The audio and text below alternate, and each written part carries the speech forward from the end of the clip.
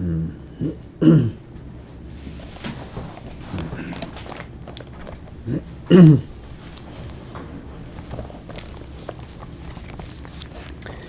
continuing in chapter 21, the order of the worlds, this evening.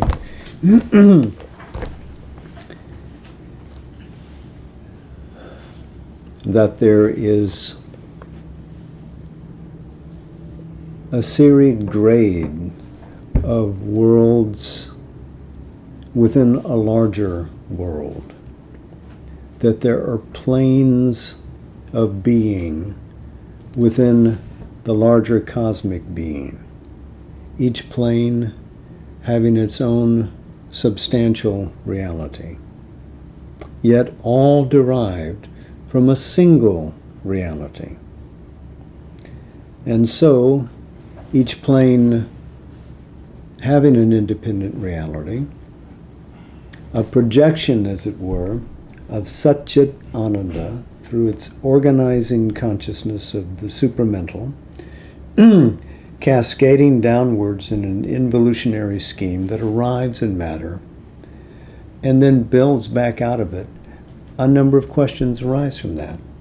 Are these worlds interlocking? Do they speak to each other? Do they influence each other? Does all arise merely out of matter? Sri Aurobindo, when we paused last week, was in the middle of a consideration of pantheistic materialism. Does everything actually manifest within a material universe which is identical with the body of God, but there is nothing outside it, in which case any evolution occurs within the material encasement, and there is no concert with other worlds because they cannot really exist. They cannot exist outside the belt of matter. All must be embedded in matter. So Sri Aurobindo is going to continue this argument and then set it to the side, because this is not his position. As you know, he frequently, through the Life Divine, takes up many opposing alternative viewpoints to give them their fair chance at articulation, and then points out how the argument is lacking. And so that is what he is doing here. And he continues on beyond this. So, as we were saying last time, what he's proposing here would be a sort of a flat universe without a successive hierarchy or an interactive hierarchy. It would be a sheer pantheism. Then he says, it has then to be asked, what are mind and life? And it may be answered that they are products of matter or of the energy in matter. Remember, he's presuming the hypothetical that all comes from matter. So then, how do you define and describe mind and life? Or else, they are forms of consciousness that arise as results of an evolution from inconscience to superconscience. Consciousness itself is only a bridge of transition.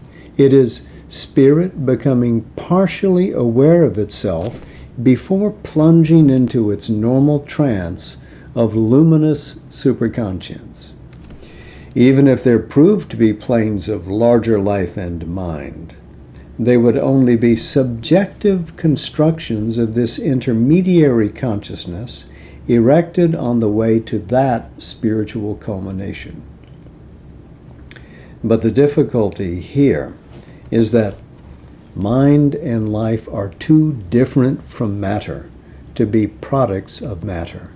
Matter itself is a product of energy, and mind and life must be regarded as superior products of the same energy.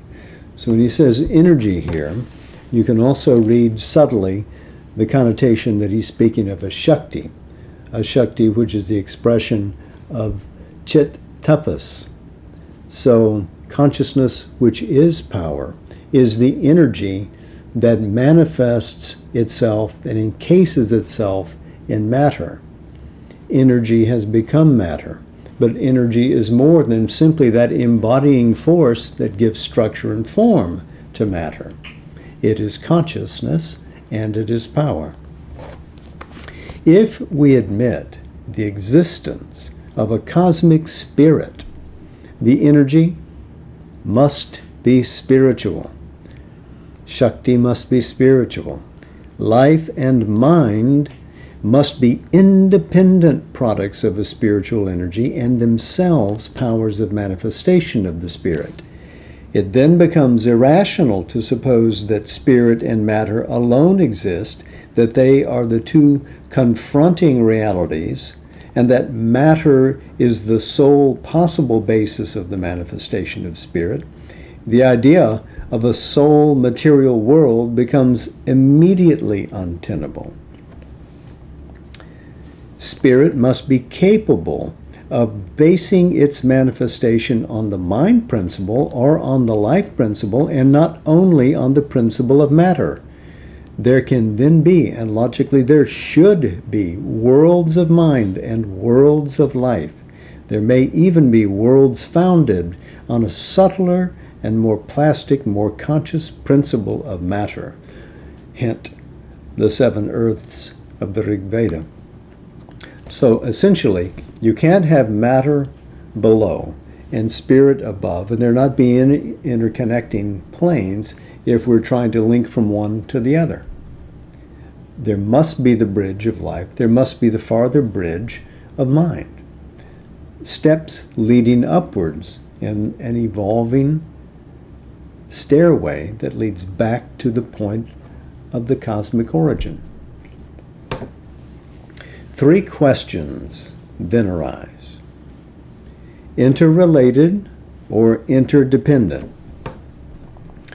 Whether there is any evidence or any true intimation of the existence of such other worlds. Whether, if they exist, they are of the nature we have indicated, arising or descending in the order and within the rationale of a hierarchical series between matter and spirit. If that is their scale of being, are they otherwise quite independent and unconnected, or is there a relation and interaction of the higher worlds on the world of matter? And if not, we're left with a static cosmic order in which there may be other planes, but there is no conversation between or among them. It becomes then difficult to explain how evolution would lead from one to the other. But of that in due course.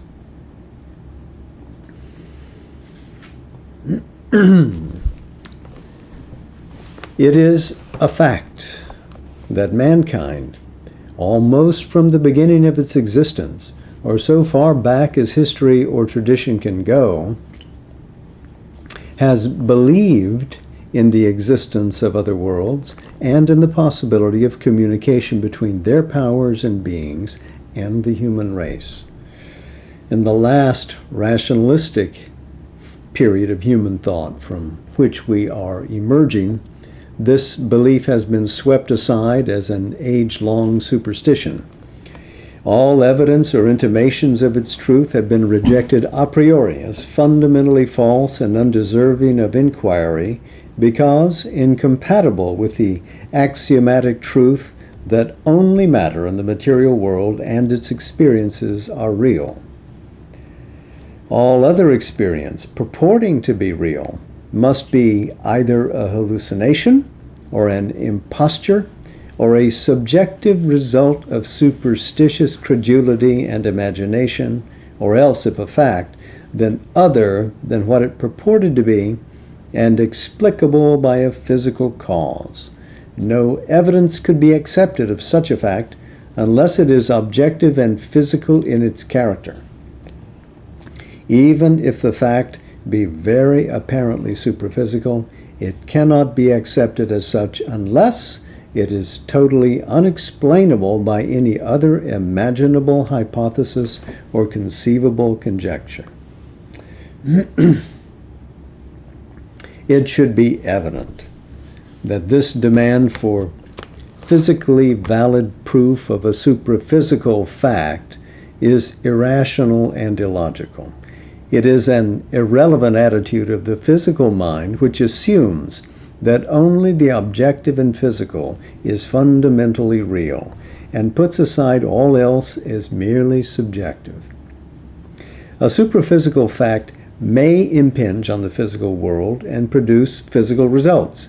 It may even produce an effect on our physical senses and become manifest to them, but that cannot be its invariable action and most normal character or process.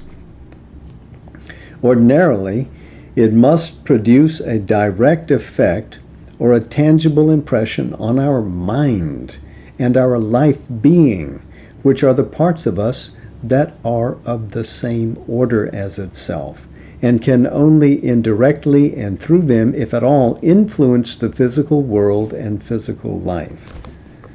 Remember what he means by superphysical here. It's not simply the spiritual consciousness. It's the real plane of life, prana. It's the real plane of mind, manas. It's those greater spheres of superconscience which lead through the various levels of mind to the supramental, to vijnana itself. So we have the base of matter here. We work and we evolve from that. But above is the supraphysical plane of life. As we begin to live here, that life force which is above has manifested in it. So it is naturally in kinship with the life that's working in us. Mind above life, manas, is kin to the mind that's functioning in our living matter.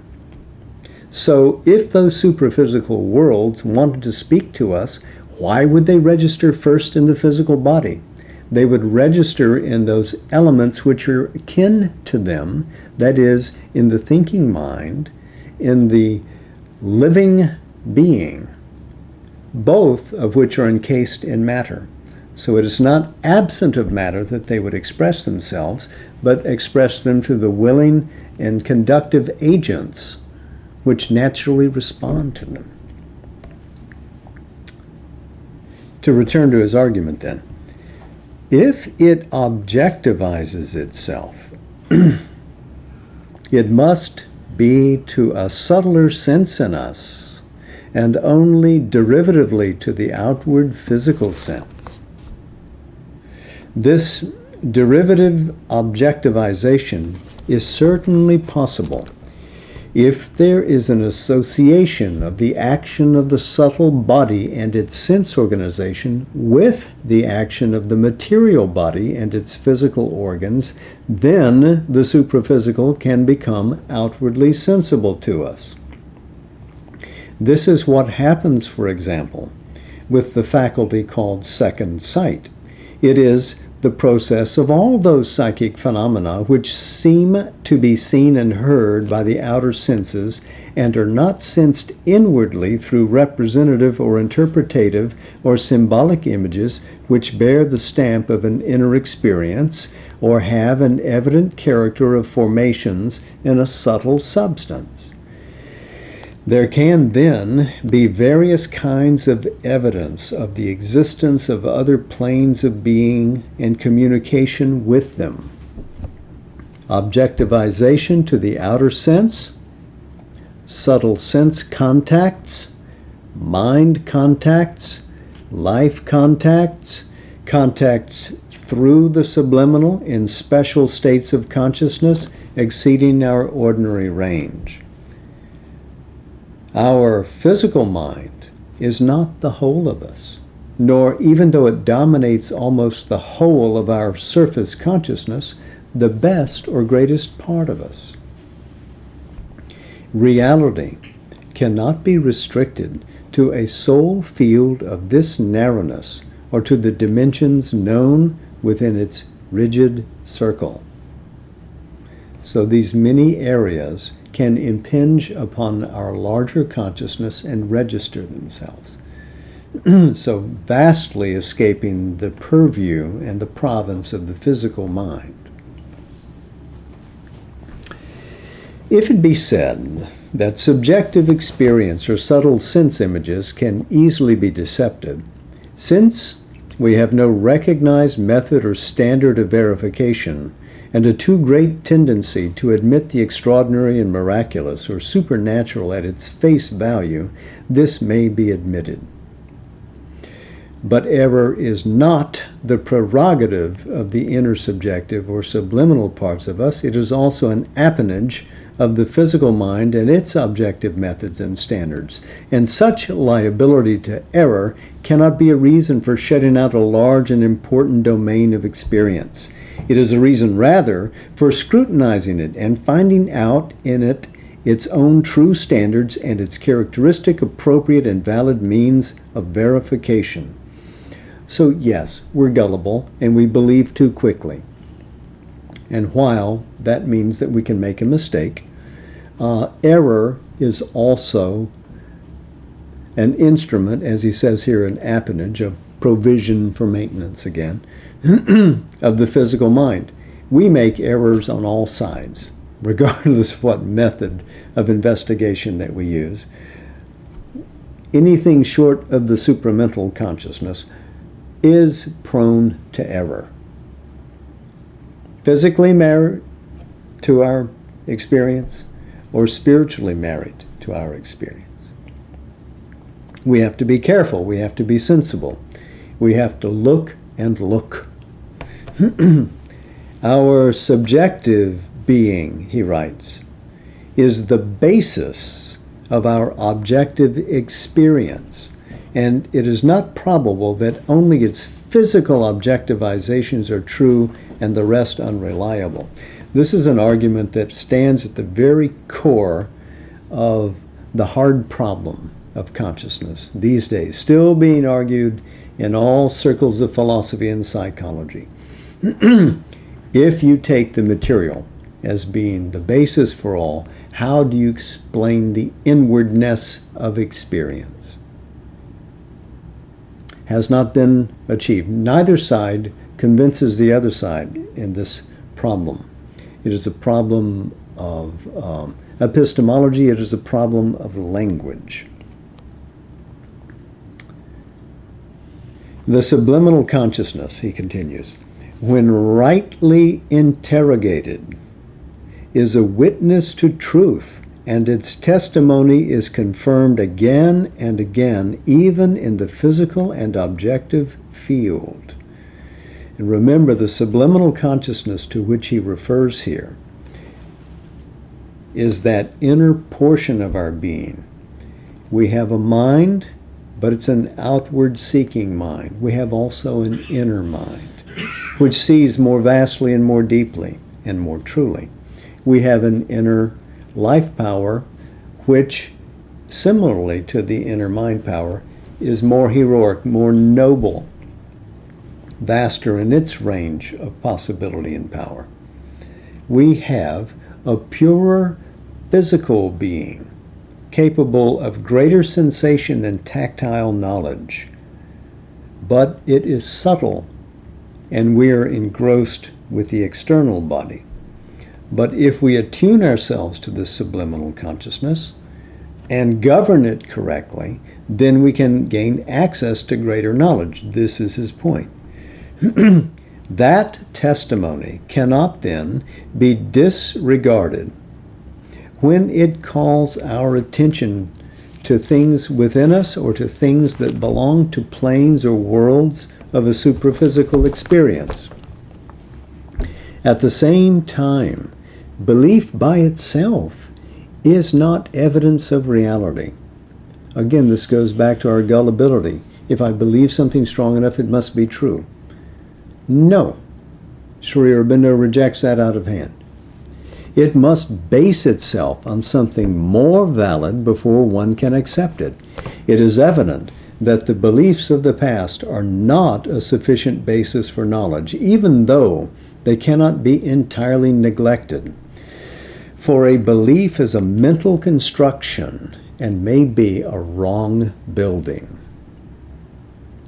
It may often answer to some inner intimation, and then it has a value, but as often as not, it disfigures the intimation, usually by a translation into terms familiar to our physical and objective experience, such as that which converted the hierarchy of the planes into a physical hierarchy or geographical space extension, turned the rarer heights of subtle substance into material heights, and placed the abodes of the gods on the summits of physical mountains. So in other words, our rather crude beliefs physicalize and demote greater realities to the mere shell of physical being. So the Vedic mysteries spoke of vast worlds superior to the planes available to our tactile senses here.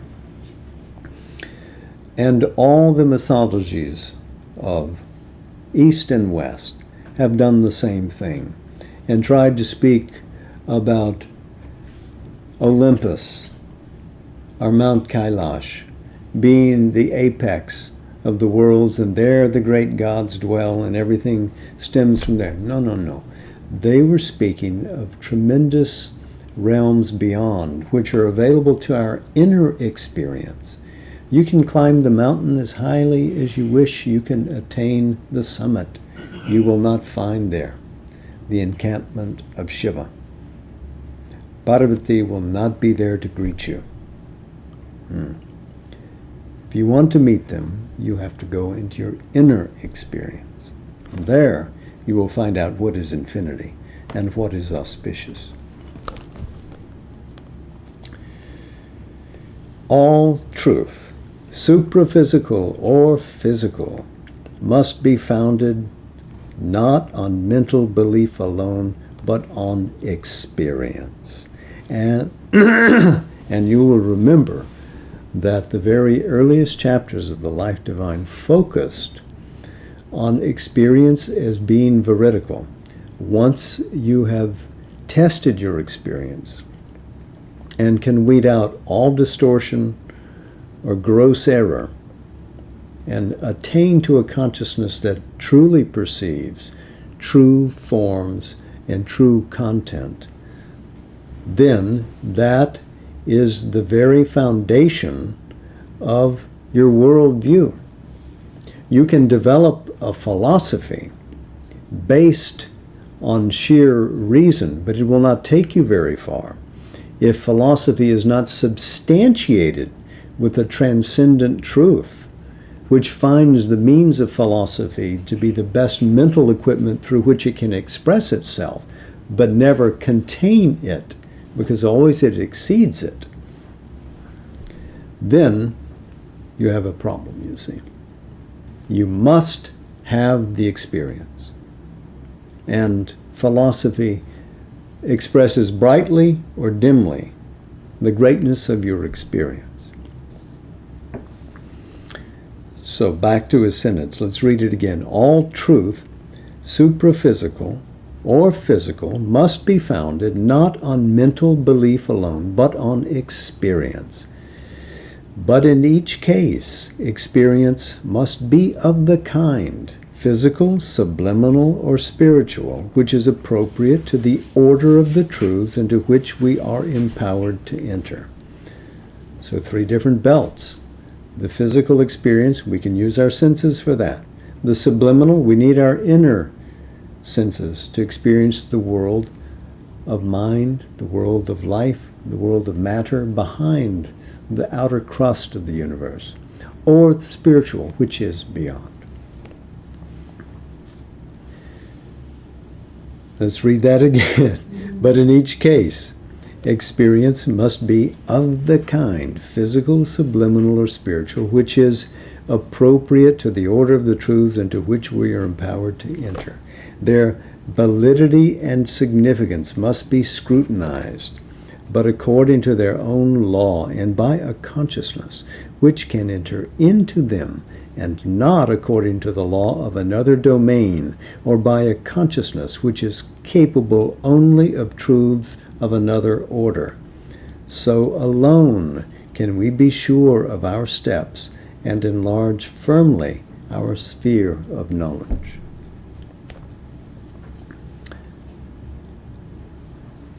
So we cannot judge the superphysical by the physical, nor can we take an element from the superphysical and judge either the physical or the spiritual with it. We must use the appropriate means of knowledge. We've got to get our epistemology right. We have to have the right organ of experience and vision to attain greater knowledge.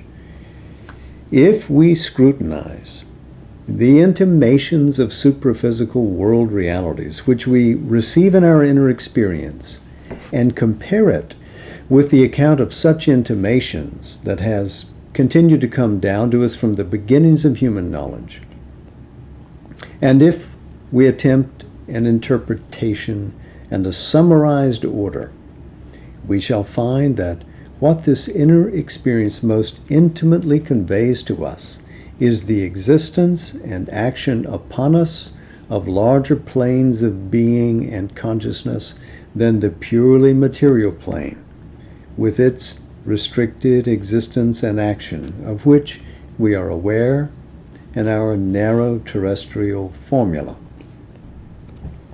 These domains of larger being are not altogether remote and separate from our own being and consciousness, for though they subsist in themselves and have their own play and process and formulations of existence and experience, yet at the same time they penetrate and envelop the physical plane with their invisible presence and influences, and their powers seem to be here in the material world itself, behind its action and objects. Aha! So we do have this interpenetration of plane upon plane. There are two main orders of experience in our contact with them. One is purely subjective, though in its subjectivity sufficiently vivid and palpable. The other is more objective. In the subjective order, we find that what shapes itself to us as a life intention, life impulse, life formulation here already exists in a larger, more subtle, more plastic range of possibilities. And these pre-existent forces and formations are pressing upon us to realize themselves in the physical world also. But only a part succeeds in getting through. And even that emerges partially in a form and circumstance more proper to the system of terrestrial law and sequence. This precipitation takes place normally. Without our knowledge, we are not aware of the action of these powers, forces, and influences upon us, but take them as formations of our own life and mind, even when our reason or will repudiates them and strives not to be mastered. But when we go inwards, away from the restricted surface consciousness, and develop a subtler sense and deeper awareness, we begin to get an intimation of the origin of these movements and are able to watch their action and process, to accept or reject or modify, to allow them passage and use of our mind and will and our life and members, or refuse it. So these other worlds within planes, because there's a plane of life and worlds within the life belt, there are worlds in the plane of mind as well. And each wishes to have contact with the embodiment of matter, wants to cast its influence, its light, to form, to shape, to empower, to vivify, to enlighten, to direct, to control, to govern. And they may have some intercourse with us, and we're not aware of it because we're engrossed, to borrow Sri Aurobindo's phrase, in the external world design. And we don't see what's going on behind. We may even deny their existence, and yet they influence and govern us. But as we grow aware, we become cognizant of these forces and powers from above and within, and enter into a kind of dialogue, enter into a kind of collaboration, permit them to enlarge us, to greaten us, or to pour their energies out, or to say, no, not at this moment.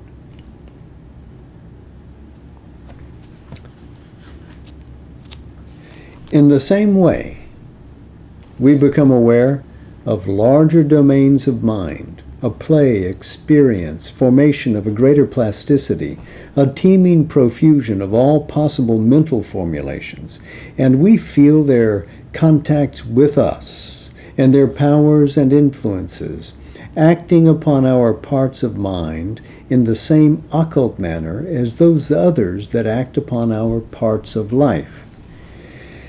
This kind of experience is primarily of a purely subjective character, a pressure of ideas, suggestions, emotional formations, impulsions to sensation, action, dynamic experience. However large a part of this pressure may be traced to our own subliminal self or to the siege of universal mind forces or life forces belonging to our own world, there is an element which bears the stamp of another origin, an insistent supra-terrestrial character. But the contacts do not stop there. For there is also, but the contacts do not stop here.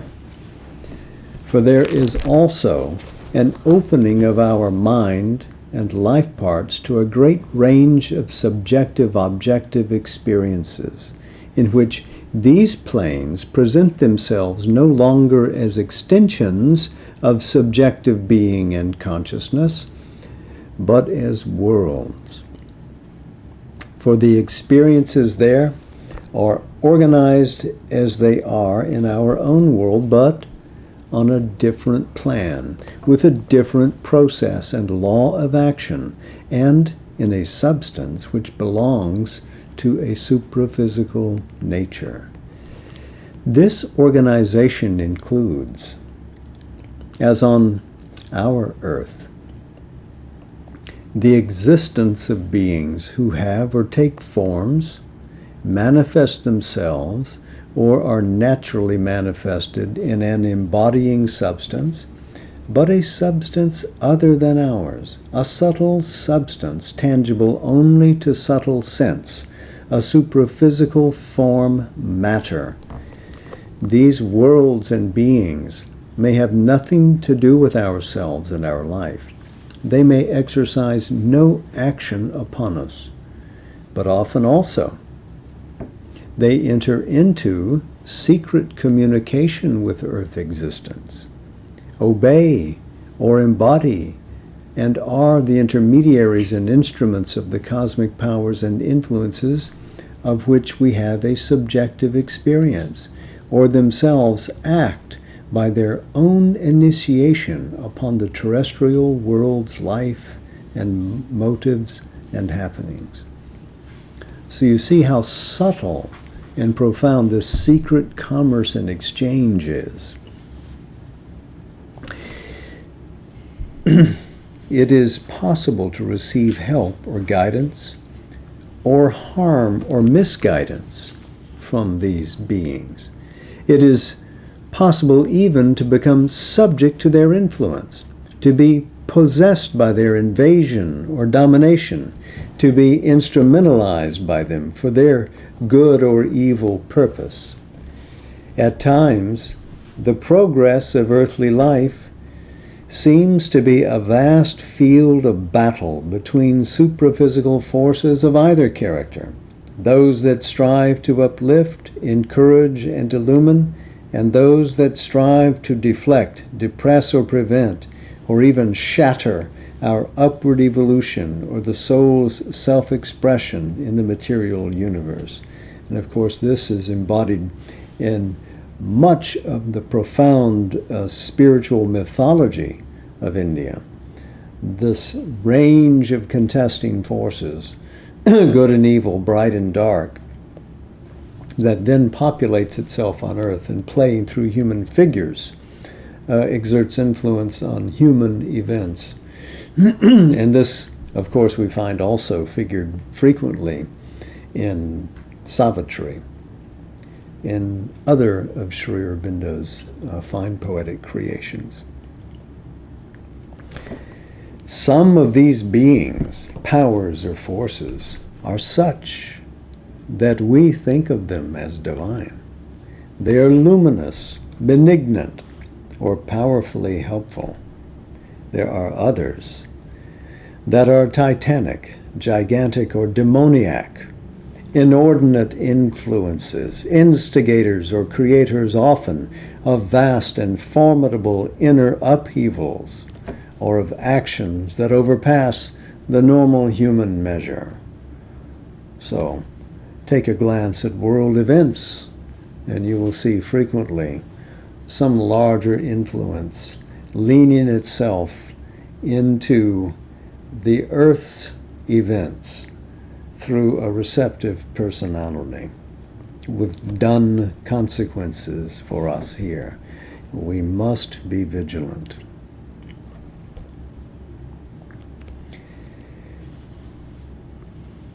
There may also be an awareness of influences, presences, beings that do not seem to belong to other worlds beyond us, but are here as a hidden element behind the veil in terrestrial nature. As contact with the supraphysical is possible, a contact can also take place, subjective or objective, or at least objectivized, between our own consciousness and the consciousness of other once embodied beings who have passed into a supraphysical status in these other regions of existence. He leaves this undescribed.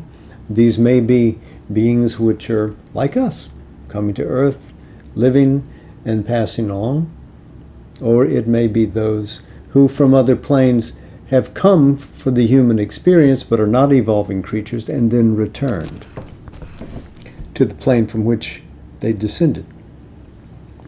It is possible also to pass beyond a subjective contact or a subtle sense perception and in certain subliminal states of consciousness to enter actually into other worlds and know something of their secrets. It is the more objective order of otherworldly experience that seized most the imagination of mankind in the past, but it was put by popular belief into a gross objective statement which unduly assimilated these phenomena to those of the physical world with which we are familiar. For it is the normal tendency of our mind to turn everything into forms or symbols proper to its own kind in terms of experience. So we see this arising even in Western literature. Well, in the poetry of Dante, in the writings of Swedenborg.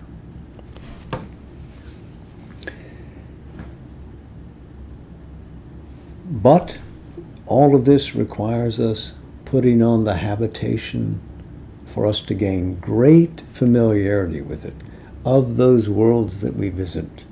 They must become native and natural to us.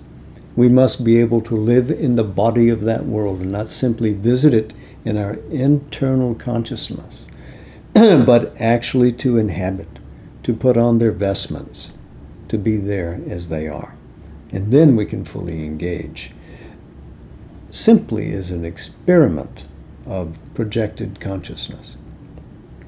Our real work is here, working out the formula of evolution in the body that we material in the grossest possible way. Yes, this body is our field of focus. This has always been, put into its most generalized terms, the normal range and character of otherworldly belief and experience in all periods of the past of the race. Names and forms differ, but the general features have been strikingly similar in all countries and ages. What exact value are we to put upon these persistent beliefs or upon this mass of supernormal experience? It is not possible for anyone who has had these contacts with any intimacy, and not only by scattered abnormal accidents, to put them aside as mere superstition or hallucination, for they are too insistent, real, effective, organic in their pressure, too constantly confirmed by their action and results to be so flung aside. An appreciation, an interpretation, a mental organization of this side of our capacity of experience is indispensable. We'll put our bookmarks there. But we'll read from Savitri.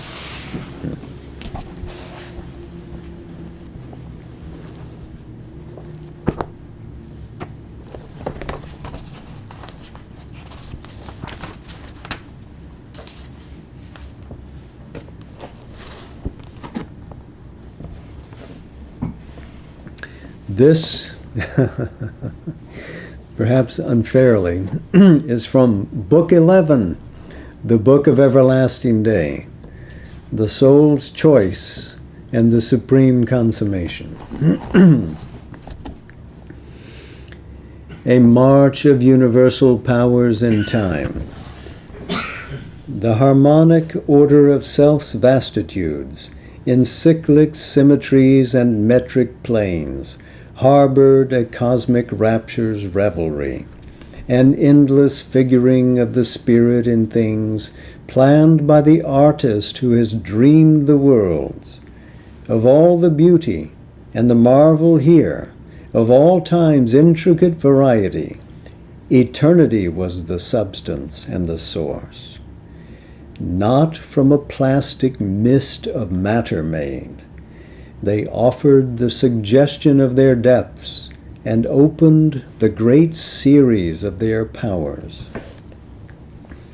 Arisen beneath a triple mystic heaven, the 7 immortal earths were seen, sublime. Homes of the blessed, released from death and sleep, where grief can never come, nor any pang arriving from self-lost and seeking worlds, alter heaven nature's changeless quietude and mighty posture of eternal calm, its pose of ecstasy immutable. Plains lay that seemed the expanse of God's wide sleep. Thought's wings climbed up towards heaven's vast repose, lost in blue deeps of immortality.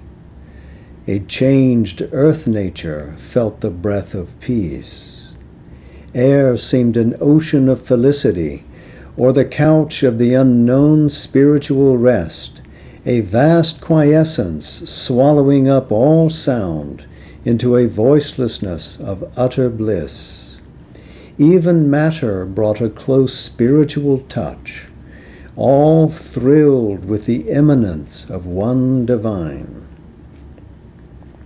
The lowest of these earths was still a heaven, translating into the splendor of things divine the beauty and brightness of terrestrial scenes. Eternal mountains, ridge on gleaming ridge, whose lines were graved as on a sapphire plate, and etched the borders of heaven's lustrous noon, climbed like piled temple stairs, and from their heads of topless meditation heard below the approach of a blue pilgrim multitude, and listened to a great arriving voice of the wide travel hymn of timeless seas. A chanting crowd from mountain bosoms slipped past fragrances, branches with a sigh of flowers, hurrying through sweetnesses with revel leaps. The murmurous rivers of felicity, divinely rippled, honey-voiced desires, mingling their sister eddies of delight, then widening to a pace of calm-lipped muse, down many-glimmered estuaries of dream, went whispering into lakes of liquid peace. On a brink held of senseless ecstasy, and guarding an eternal poise of thought, sat sculptured souls, dreaming by rivers of sound, in changeless attitudes of marble bliss.